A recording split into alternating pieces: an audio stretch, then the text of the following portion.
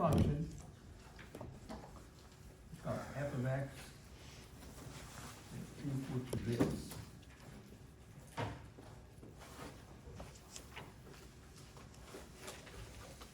X squared plus 5 raised to the 10th.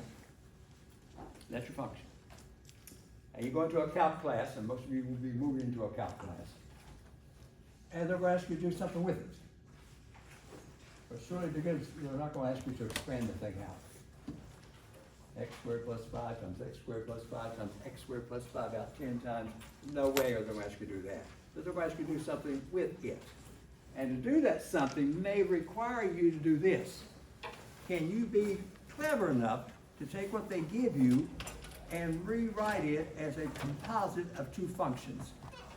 And you name the two functions for me that you might think put together as composite might represent that. In other words, find this.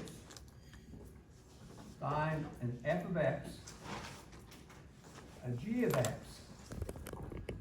so that when you do this composite that we've been talking about, you get, guys, we're going to call this h, just to change it, h of x. Put h up there.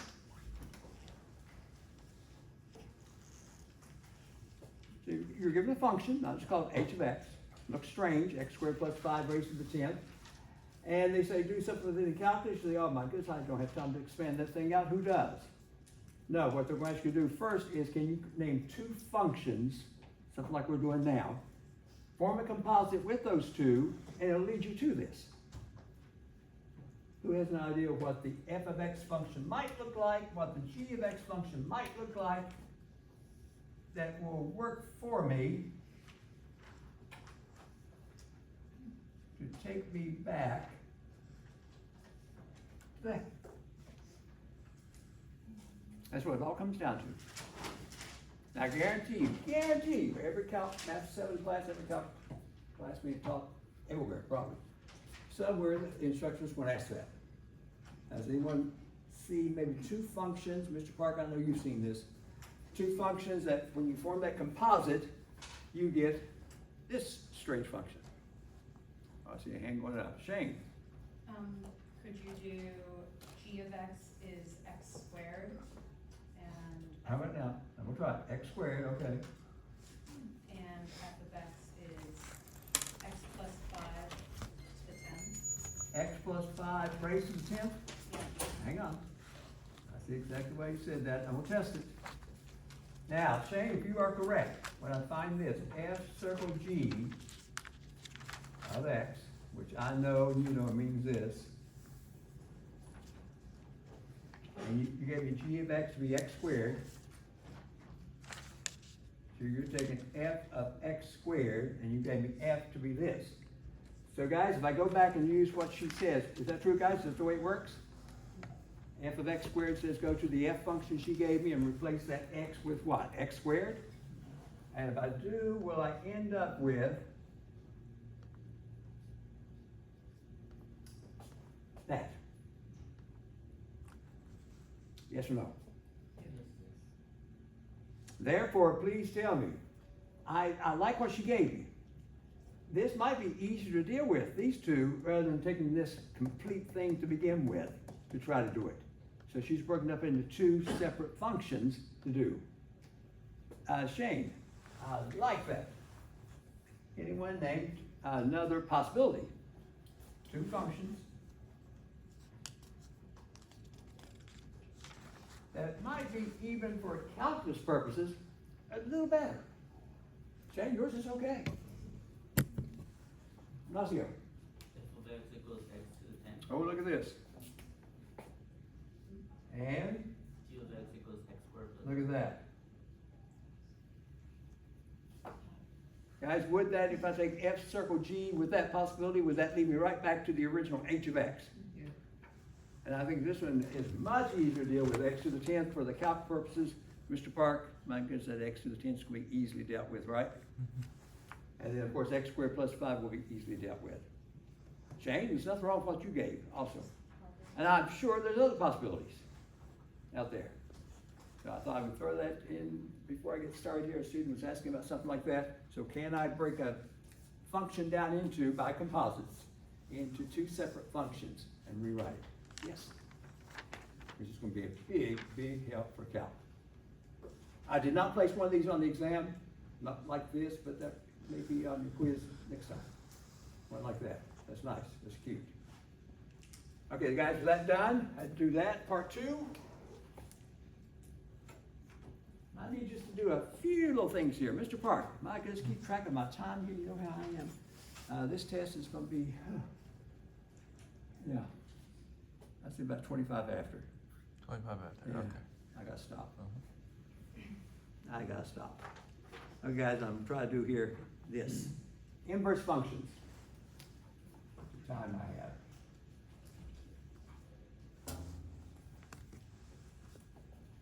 And we put the notation. You see this notation. So we're going to ask you to find the inverse of a function. Now the function will be given to you. They're going to say, now do something to it called its inverse. First, we talked about this just a little on Monday. Guys, we'll do this description. This involves us doing this. We're interchanging coordinates.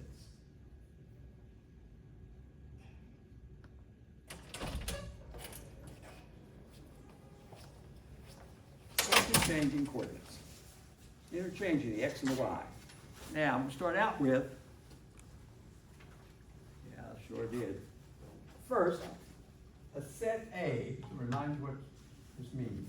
And guys, in place, in the set for ordered pairs, I placed these to work with. And something about these. And this.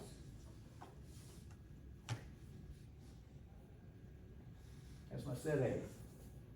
I'd like to find its inverse. You use the notation. I would think it means to do what? Interchange the coordinates. I don't know what the coordinates are. This is the x coordinate, this is the y coordinate. So you're saying, Professor, just turn these around? That's exactly what I'm saying. Interchange the coordinates.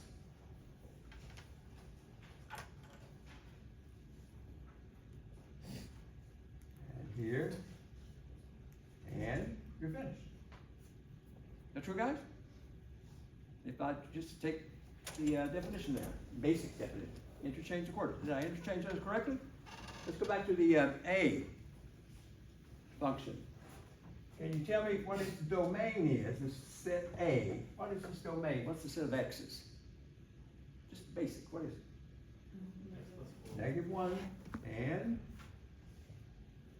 what is it? 0, 1, 2. Would that be the domain of that set? What's my range? Should be the set of the y's. What is that y? 3. What was that? Put a 4 in there, I guess. 5, 6. That's the range. Now, if I jump down now, I ask you to give the domain and the range of the inverse. Domain of the inverse. Guys, that would be 3, 4, 5, 6. And the range of the inverse would be what? -1, 0, or is that 5 and 6? Help me out, guys.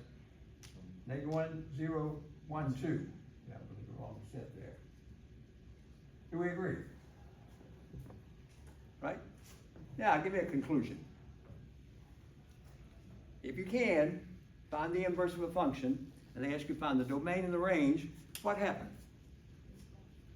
I found the domain and the range of the original function, and I found the domain and the range of the inverse. What happened? Did they interchange?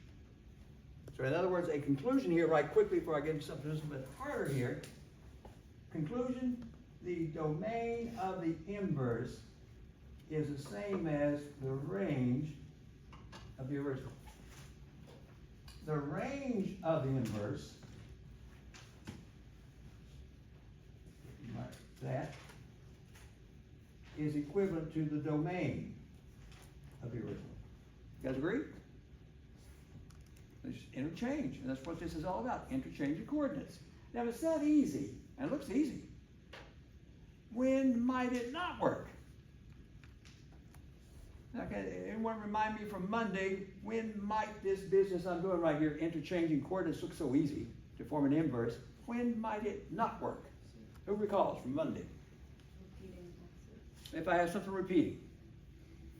If I have something repeating like, and I'll just make it real quickly here, set A, if set A contained these ordered pairs, let's say this, make it look real quickly, this, and maybe I'll stop with this. Close that up. What's going to happen if I now ask you to interchange the coordinates? You'll say, well, Professor, there's nothing wrong with interchanging. It would look like this.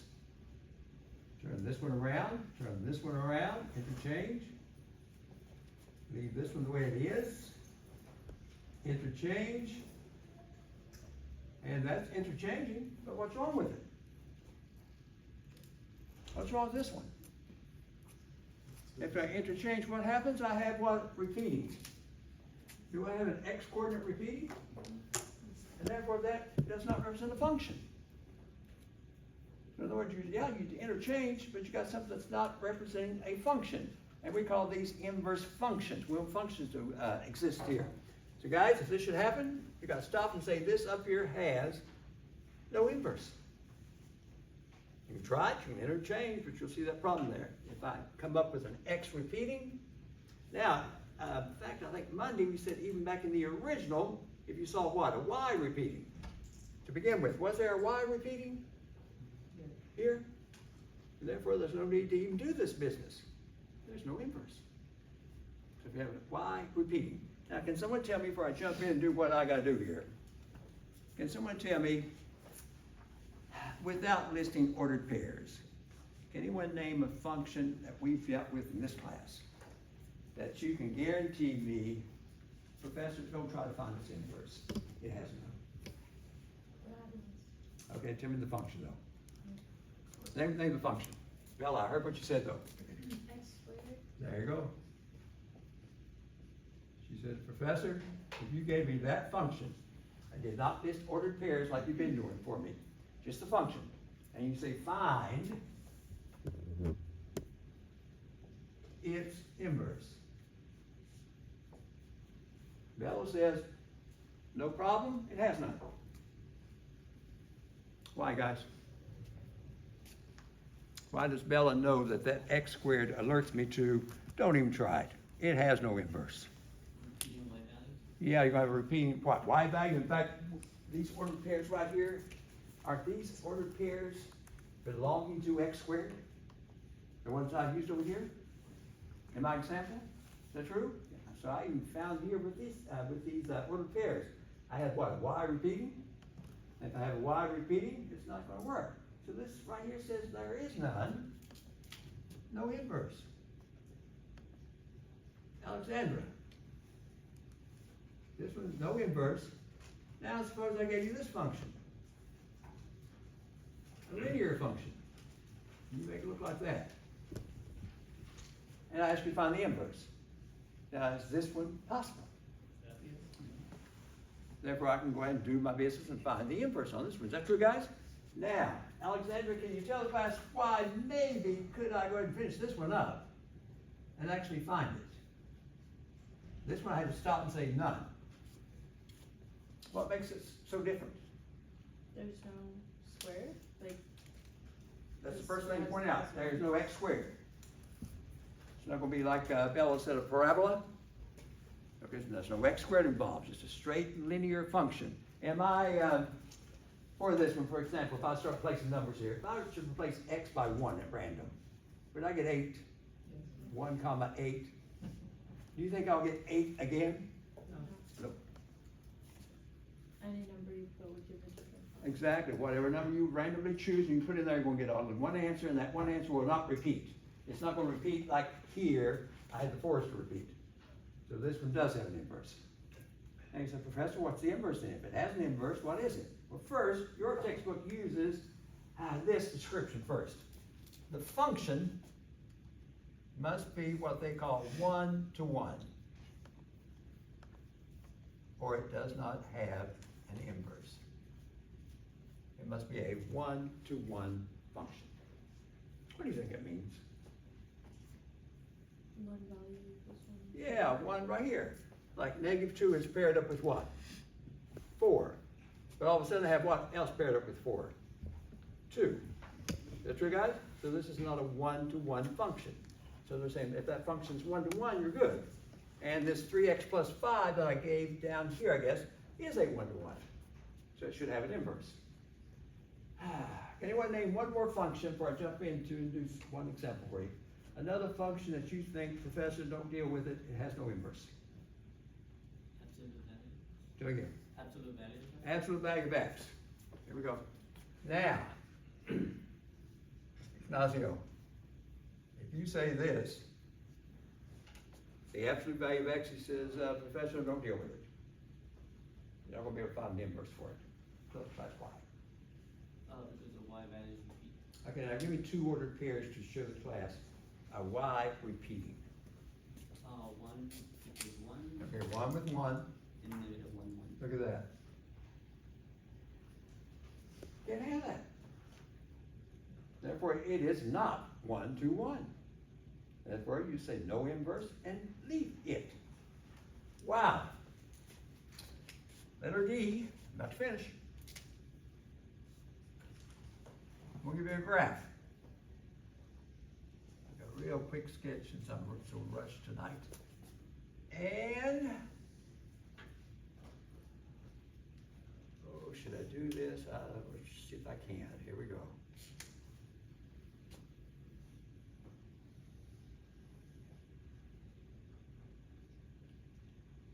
That's my function graphed. I want to know, does it have an inverse? Oh. Tell me why. Repeating y values. Do you think I'm gonna have some y values repeating here the way the graph looks? Okay. Now the best way to tell if they give you a graph, you guys have described this perfectly. Your textbook says if the graph is provided to you, a good test to see whether it's 1-to-1 is use the horizontal line test, not vertical. So if you pass a horizontal line through my graph, I should get only 1 point of intersection. How many points of intersection did I get on this one? 3. Should just be 1 to have 1-to-1. So the horizontal line test would be a good test to see whether or not that function has an inverse. This one does not. So it's a horizontal line test. Okay, Mr. Park, how am I on time? It's 21. I got 4 minutes? Yeah. Jeez.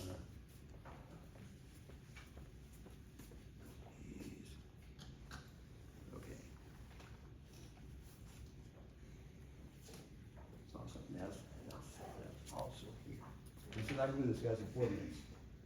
Why not? Yep. Should be able to do it. I'm gonna name the function for you. This is letter E, I guess. And the function looks like this. F of x is equal to, I'm gonna stop at this, guys, x over x plus 1. Find, if possible, its inverse.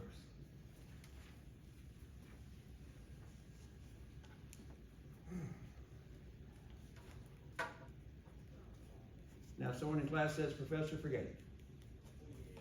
It has no inverse. Then we're done. Now, guys, please tell me, do you think this one does have an inverse? If it does, we're gonna find it. If it does not pass the horizontal line test, I didn't graph it. If it doesn't pass the horizontal line test, has no inverse. You think this one has an inverse or not? Yeah. And how could you as a student real quickly tell me, and this is the reason I brought this one in, is that a rational function? You have a rational function on the test tonight in just a few minutes? You have a rational function, don't you? Oh, you have a nice one on the test. This was a baby problem. Now let's see what it looks like graphed, real quickly. Real quickly. But Mr. Parker's telling me I'm running out of time. Guys, where's my vertical asymptote located for this graph? -1. Denominator equal to 0, you get this. There's my vertical asymptote. We'll graph this fairly quickly. Can anyone look at this and tell me where the x-intercept is? Look at that. Other instructors were hoping to hear all this in their classes. Where's the y-intercept? 0. Still 0. Is there a horizontal asymptote? 1. Okay, so up at 1. That right there. I think I'll do it like this.